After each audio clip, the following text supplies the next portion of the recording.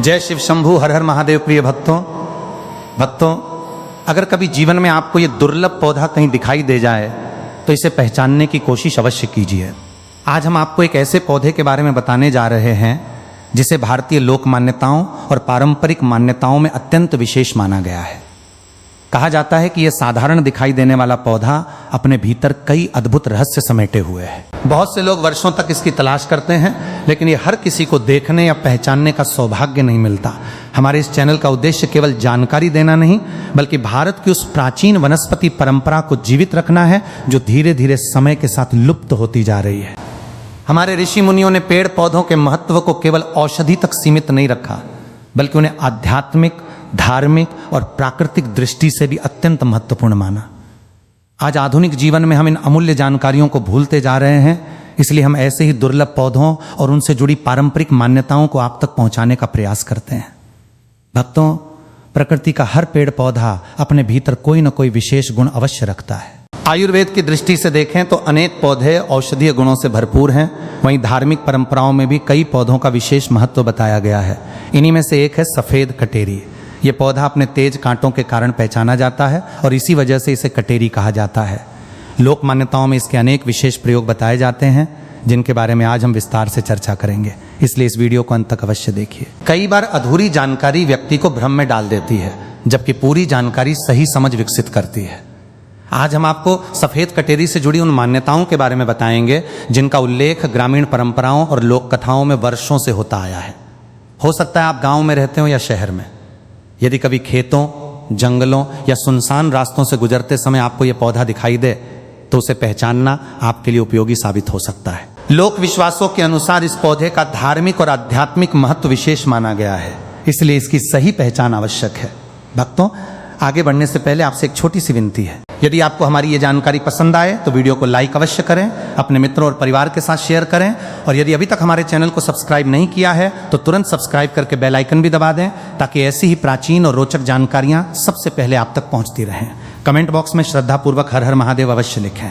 अब बात करते हैं सफेद कटेरी की। ग्रामीण क्षेत्रों में आपको नीले या बैंगनी फूलों वाली कटेरी अक्सर देखने को मिल जाएगी, लेकिन लोक मान्यताओं में सफेद फूलों वाली कटेरी को अधिक दुर्लभ और विशेष माना गया है। कहा जाता है कि सफेद फूलों वाली कटेरी का आध्यात्मिक महत्व अधिक होता है और इसके संबंध में अनेक रोचक कथाएं प्रचलित हैं। लोक विश्वासों में यह भी कहा जाता है कि जिस स्थान पर सफेद कटेरी का पौधा उगता है वहां की भूमि अत्यंत शुभ मानी जाती है। कुछ प्राचीन मान्यताओं के अनुसार ऐसे स्थानों के नीचे गुप्त धन या प्राचीन धरोहर होने की कथाएं सुनने को मिलती हैं। हालांकि इन बातों का कोई प्रमाणित वैज्ञानिक आधार उपलब्ध नहीं है, फिर भी भारत के अनेक क्षेत्रों में यह विश्वास आज भी लोगों के बीच प्रचलित है। आगे इस वीडियो में हम सफेद कटेरी से जुड़ी अन्य रोचक पारंपरिक मान्यताओं और प्रयोगों के बारे में विस्तार से जानेंगे। भक्तों, लोक मान्यताओं में कहा जाता है कि यदि किसी प्राचीन मंदिर के आसपास या किसी घने जंगल में आपको सफेद कटेरी का दुर्लभ पौधा दिखाई दे तो उस स्थान को अत्यंत शुभ माना जाता है।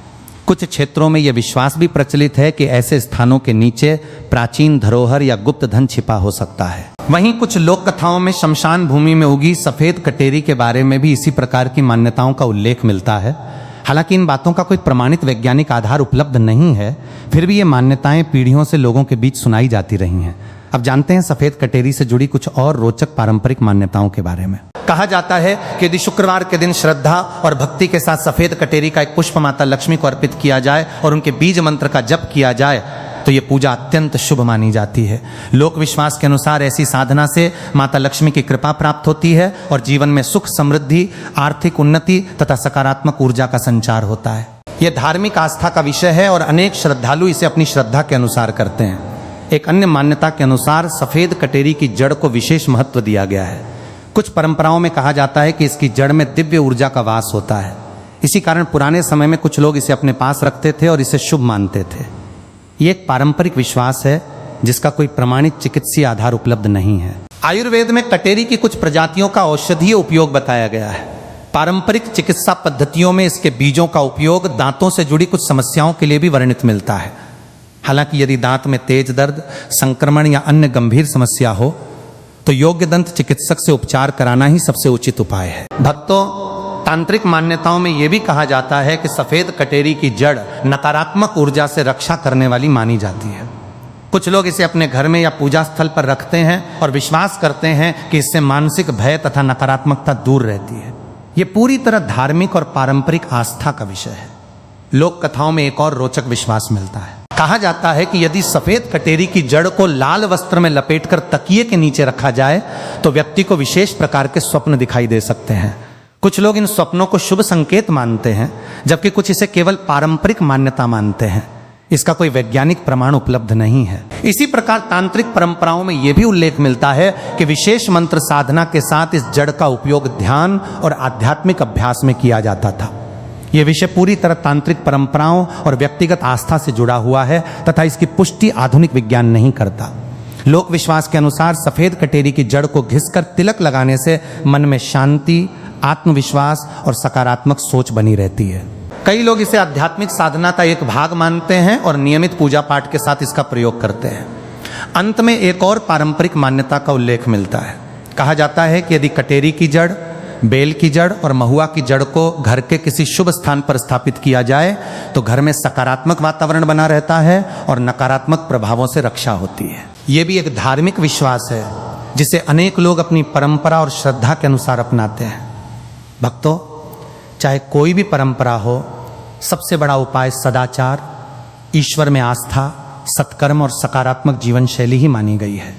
इन्हीं से जीवन में वास्तविक सुख, शांति और समृद्धि का मार्ग प्रशस्त होता है। भक्तों, ऐसी मान्यता है कि जिस घर में सदाबहार का पौधा श्रद्धा और प्रेम से लगाया जाता है वहां सकारात्मक ऊर्जा का संचार बना रहता है।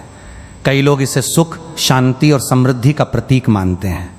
अब आइए जानते हैं सदाबहार के फूल से जुड़ी कुछ ऐसी पारंपरिक मान्यताएं और धार्मिक उपाय जिन्हें सुनकर आप भी आश्चर्यचकित रह जाएंगे। इसलिए इस वीडियो को अंत तक अवश्य देखिए, क्योंकि अधूरी जानकारी कई बार व्यक्ति को सही बात समझने से रोक देती है। सबसे पहले आपको यह जानना जरूरी है कि सदाबहार के फूल मुख्य रूप से 2 रंगों में पाए जाते हैं, सफेद और गुलाबी। धार्मिक मान्यताओं के अनुसार सफेद रंग का सदाबहार का फूल माता लक्ष्मी की पूजा में अत्यंत शुभ माना जाता है। वहीं गुलाबी रंग का सदाबहार भी कई धार्मिक अनुष्ठानों में उपयोग किया जाता है और इसे शुभता तथा सकारात्मक ऊर्जा का प्रतीक माना जाता है।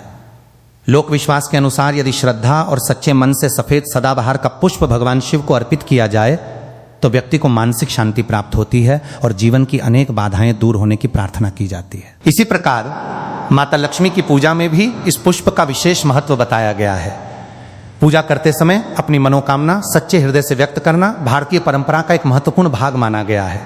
अब जानते हैं सदाबहार के फूल से जुड़ा एक पारंपरिक उपाय जिसे कई श्रद्धालु शुक्रवार के दिन करते हैं। सबसे पहले शुक्रवार के दिन सूर्यास्त से पहले श्रद्धापूर्वक सफेद सदाबहार के 21 या 27 पुष्प एकत्र करें। ध्यान रखें कि फूल तोड़ते समय मन शांत हो और भगवान का स्मरण करते रहें। इसके बाद अपने घर के मंदिर की अच्छी तरह सफाई करें और वहां शुद्ध घी का एक दीपक प्रज्वलित करें। यदि संभव हो तो लंबी बाती का दीपक जलाएं। अब एक साफ लाल रंग का कपड़ा मंदिर में बिछाएं।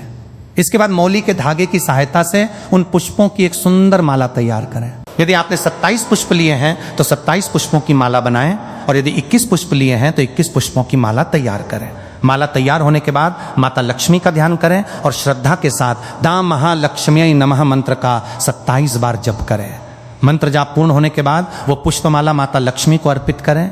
फिर माता को कुमकुम अथवा हल्दी का तिलक लगाएं और श्रद्धा पूर्वक श्री महालक्ष्मी चालीसा का पाठ करें। अंत में दीप और कपूर से माता की आरती करें। अब उसी लाल कपड़े पर हल्दी से एक सुंदर स्वस्तिक बनाएं।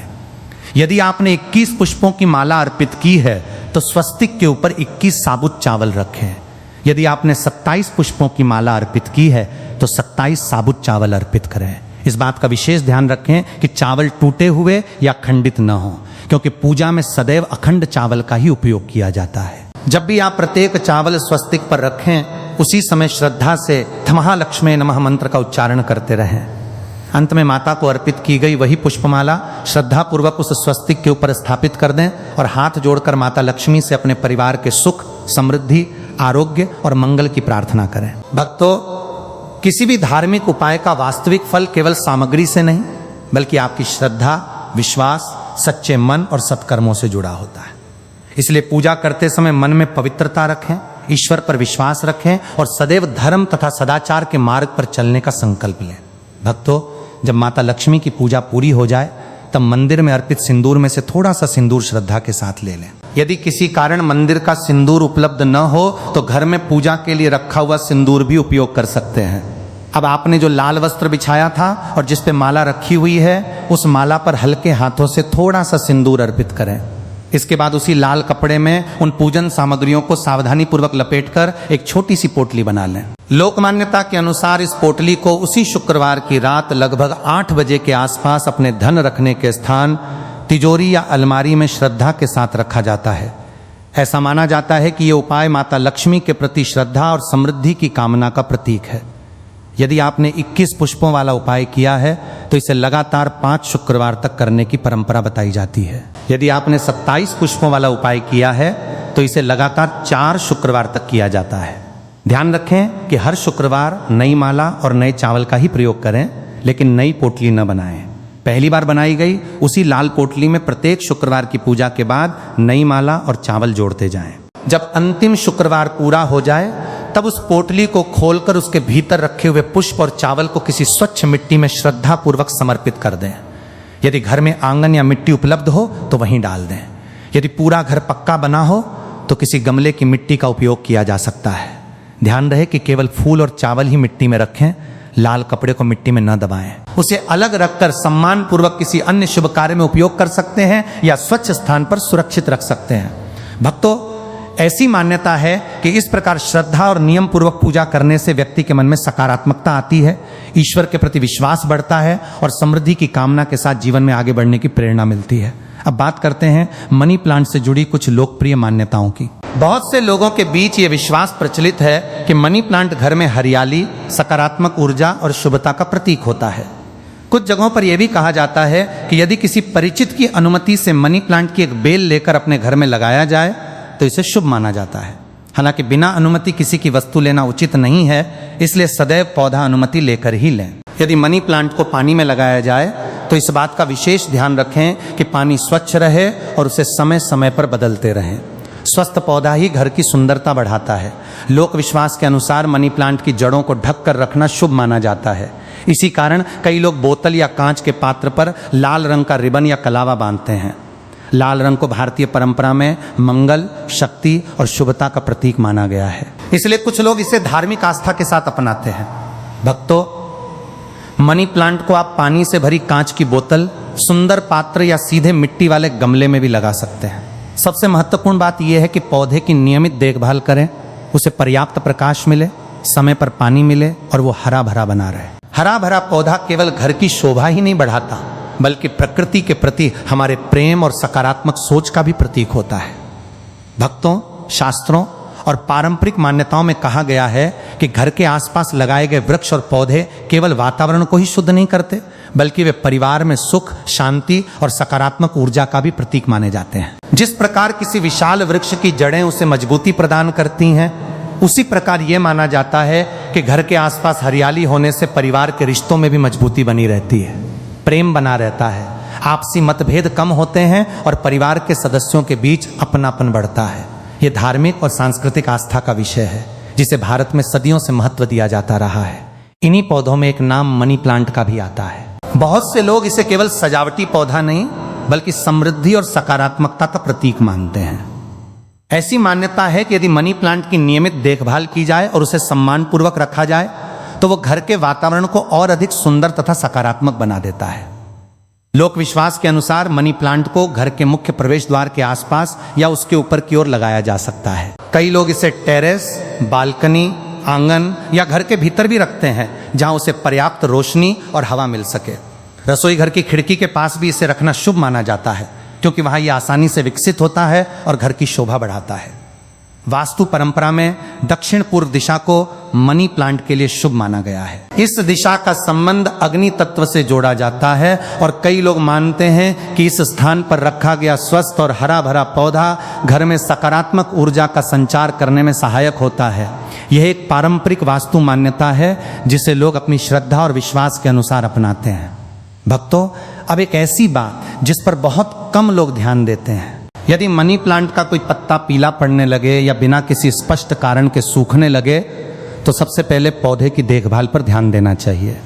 अक्सर ऐसा पानी की कमी, अधिक पानी, धूप की मात्रा, पोषक तत्वों की कमी या मौसम में बदलाव के कारण भी हो सकता है। हालांकि कुछ लोक मान्यताओं में इसे आर्थिक उतार चढ़ाव या घर की नकारात्मक ऊर्जा का संकेत भी माना जाता है, लेकिन इसका कोई वैज्ञानिक प्रमाण उपलब्ध नहीं है। इसलिए यदि पौधे की पत्तियां पीली हो रही हो तो घबराने की बजाय उसकी उचित देखभाल करें, समय पर पानी दें, सूखी पत्तियां हटाएं और उसे अनुकूल वातावरण उपलब्ध कराएं। याद रखिए भक्तों, किसी भी पौधे का सबसे बड़ा चमत्कार उसकी हरियाली है। जब आप प्रेम से किसी पौधे की सेवा करते हैं, प्रकृति भी आपको शुद्ध वातावरण, मानसिक शांति और सकारात्मक ऊर्जा का उपहार देती है। यही हमारे ऋषि मुनियों की सबसे बड़ी सीख रही है कि प्रकृति की सेवा ही ईश्वर की सेवा है। इसलिए पौधे लगाइए, उनकी रक्षा कीजिए और अपने घर को हरियाली, खुशहाली और सकारात्मक सोच से भर दीजिए।